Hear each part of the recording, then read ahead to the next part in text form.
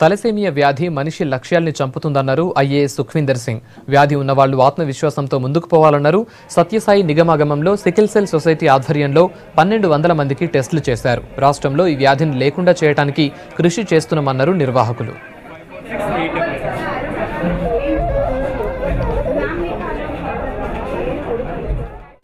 Thalassaemia and sickle cell society మాది 19 సంవత్సరాల నుంచి నడుస్తుంది. మా దగ్గర ఇప్పుడు 2325 చిల్డ్రన్ ట్రీట్మెంట్ తీసుకుంటున్నారు. ఎవ్రీడే మేము దాదాపు 50 to 60 చిల్డ్రన్కి బ్లడ్ ట్రాన్స్ఫ్యూజన్ ఇస్తున్నాము ఫ్రీ ఆఫ్ కాస్ట్. ఇక్కడ మందులు కూడా మేము ఫ్రీ ఆఫ్ కాస్ట్ ఇస్తున్నాము.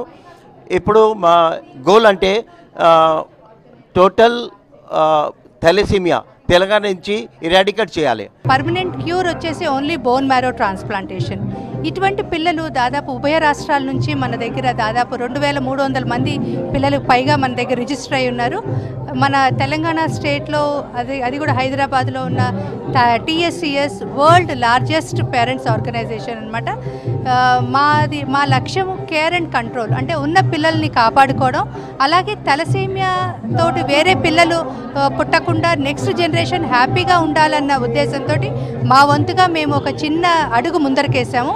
అదే థాలసేమియా ఫ్రీ తెలంగాణ.